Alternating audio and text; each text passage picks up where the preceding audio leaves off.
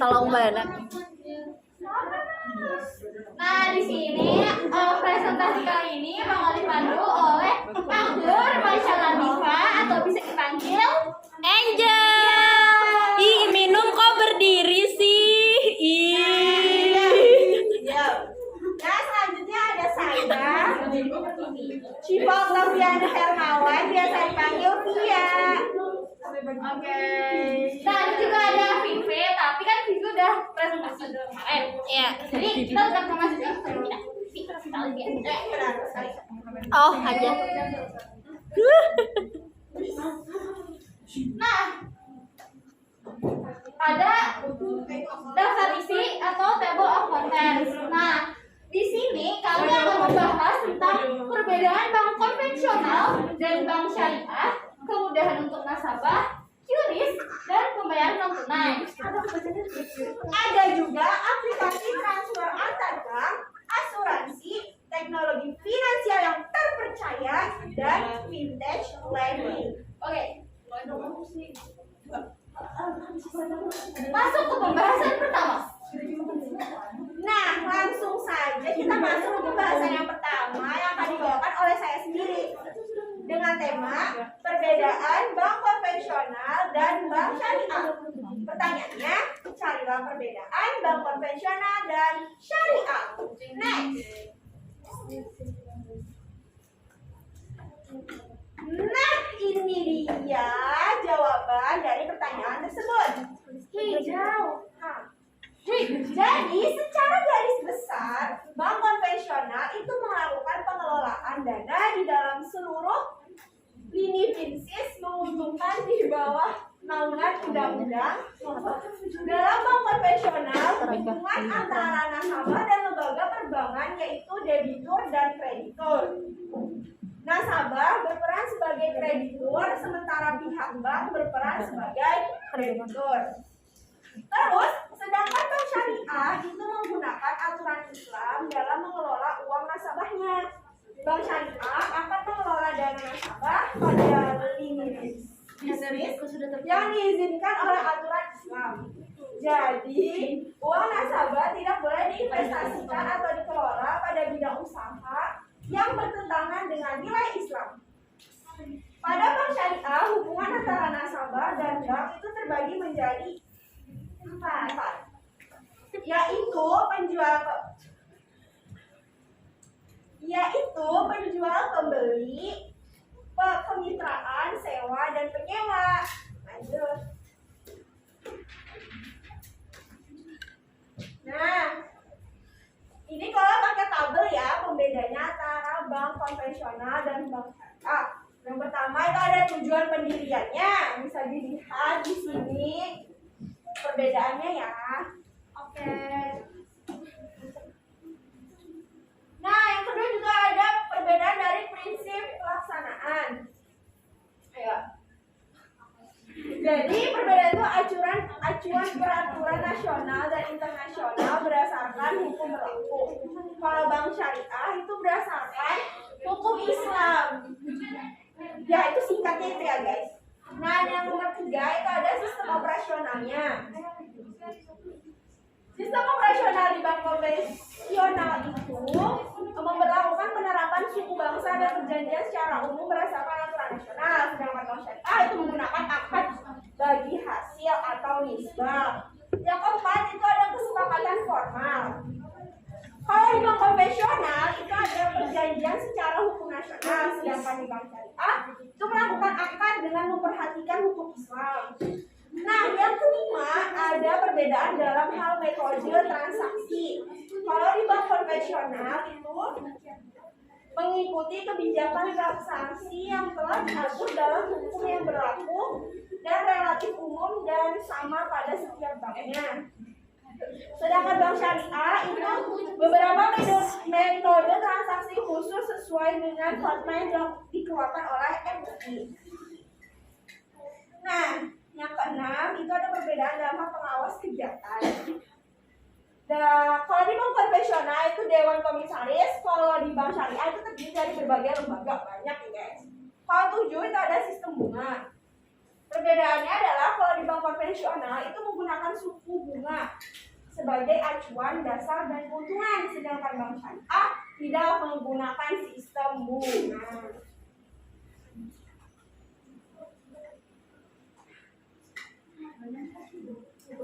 Nah, yang ke-8 itu ada pembagian keuntungan. Kalau di bank konvensional itu dari suku bunga yang dibebankan pada nasabah. Kalau bank syariah itu keuntungan bank itu diperoleh dari hasil jual, beli, menyewa, dan kemitraan dengan nasabah.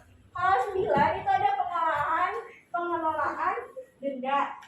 Di bank konvensional itu terdapat denda yang dibebankan kepada nasabah, bahkan besaran bunga bisa semakin meningkat. Sedangkan bank syariah itu melakukan perundingan dan kesepakatan bersama.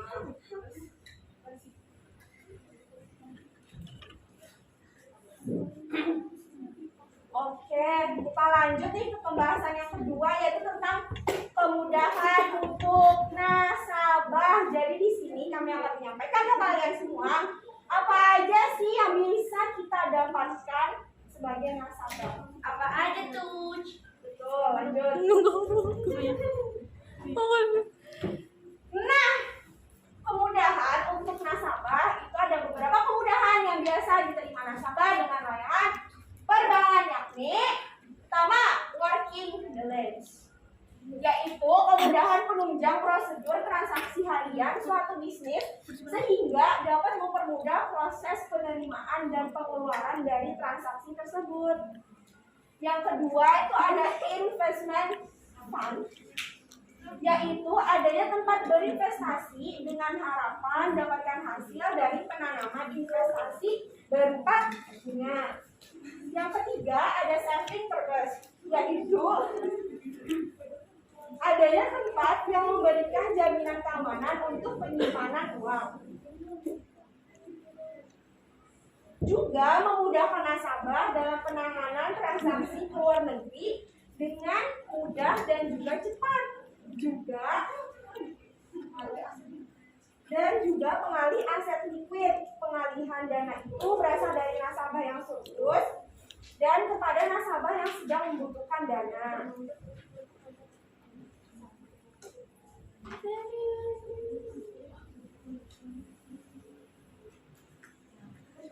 Nah, pembahasan selanjutnya akan disampaikan oleh teman saya, yaitu Rumaisya Latifah.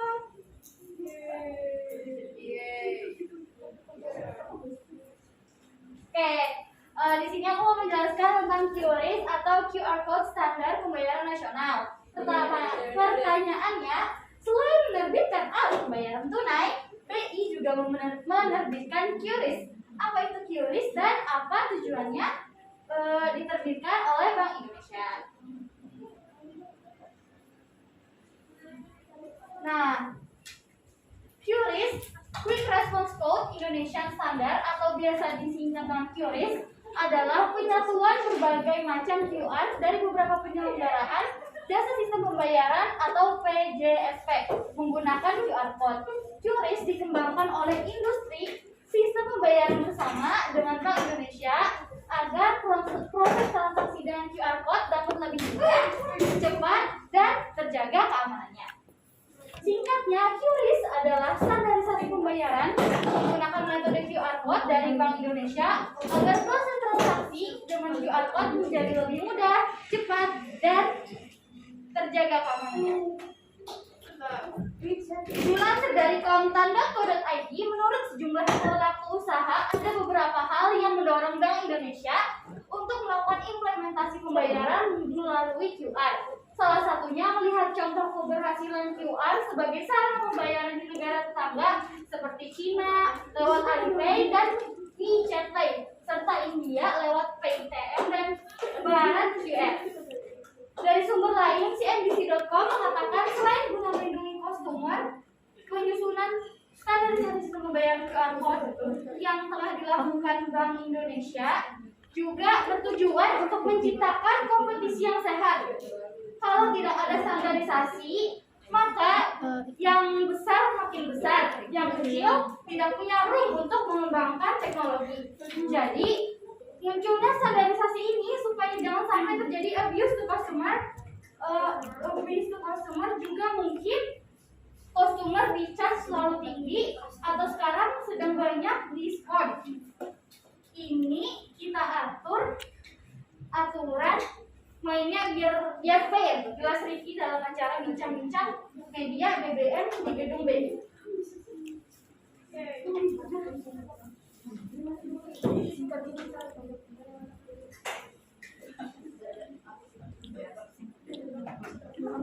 Nah, habis itu ada pembayaran non tunai.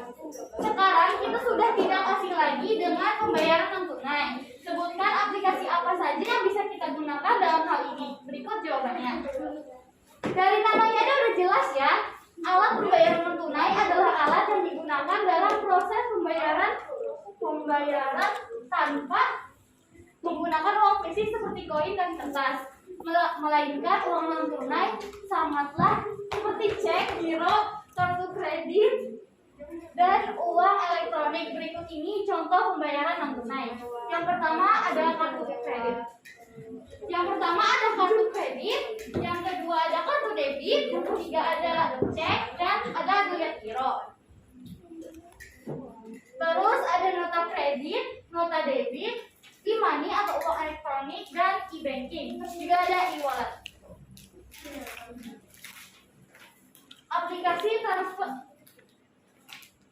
Aplikasi transfer antar bank. Transfer beda bank pun sekarang sudah bisa diusahakan agar tidak mengeluarkan biaya transfer atau biaya admin.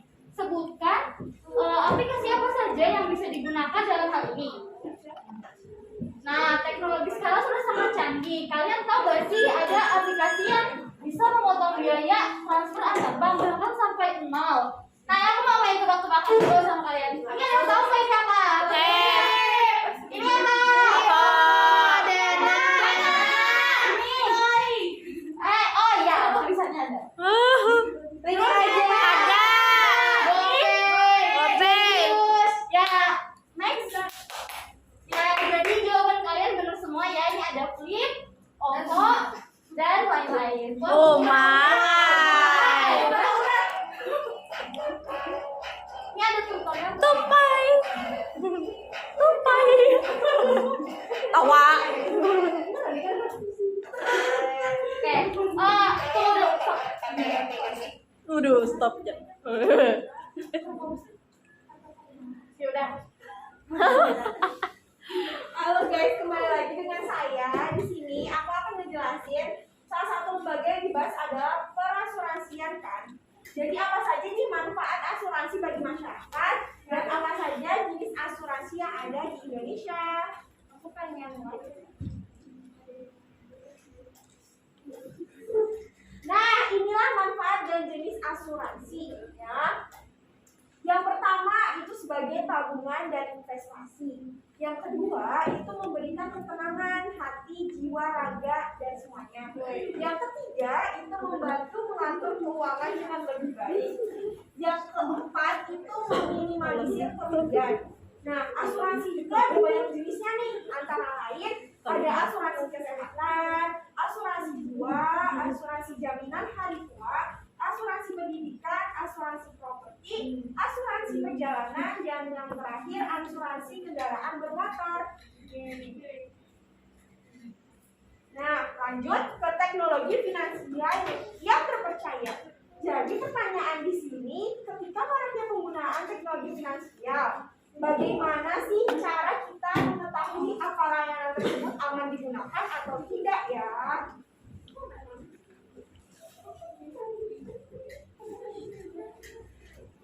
Nah, berikut ini cara mengetahui apakah layanan teknologi finansial tersebut aman digunakan. Fintech yang bisa digunakan dan dipercaya pastikan yang sudah terdaftar di OJK. Jadi ini cara mengecek teknologi finansial yang terdaftar di OJK. Yang pertama itu di website OJK. Ini caranya pertama buka laman dulu OJK-nya, terus pilih menu KMB, terus langsung aja kalian akses ya. Terus yang kedua itu bisa WhatsApp OJK juga, simpan nomornya, terus buka aplikasi WhatsApp, terus ketik nama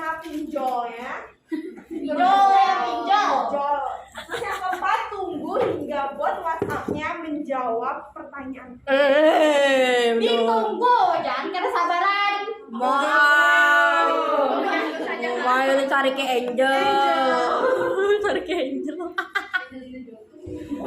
Nah, Kenapa ya? yang ketiga yang kalian bisa juga menelpon OJK ya. Anda juga bisa mengecek status pinjol legal atau ilegal. Terus yang keempat, Masih gitu. email OJK terakhir ya. Anda bisa mengecek status pinjol atau ilegal melalui surat elektronik email di alamat luas pada investasi OJK.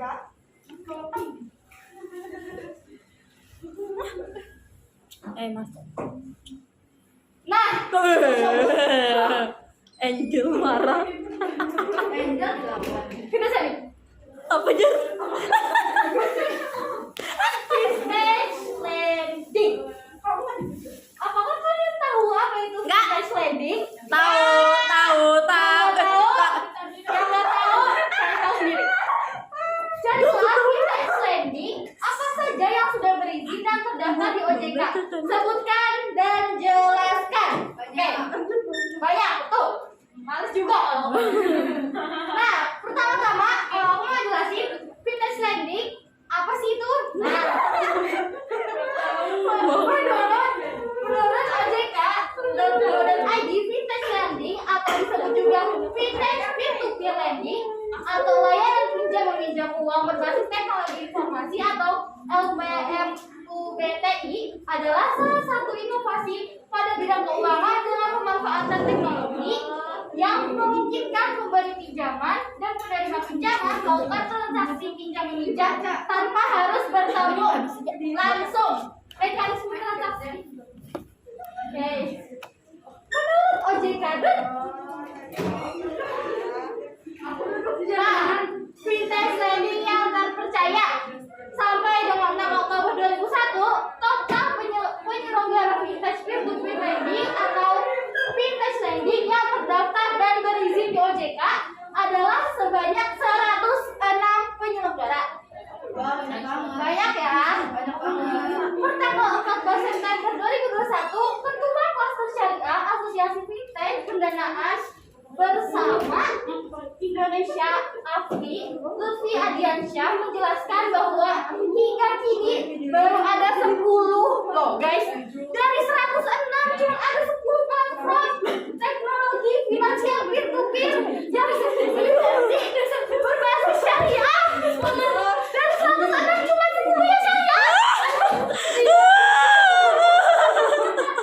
Para platform syariah yang telah berizin atau otoritas jasa keuangan atau OJK tersebut yaitu Amanah.id dan Syariah bakar. Al-Huda.id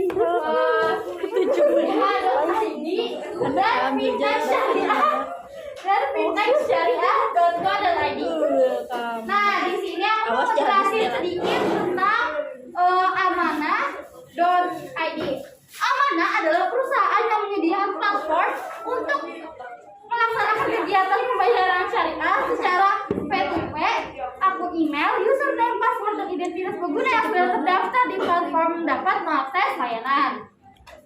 Nah, coba kalian sebutkan berapa yang syariah tadi yang terdaftar? 10 dari 100 berapa? 14. Meranyau.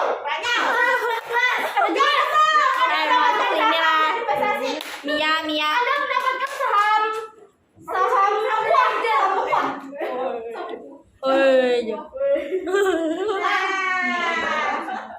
Thank you for your attention. Apa jar? Semoga penyampaian kami bisa memberi kemanapan. Aduh.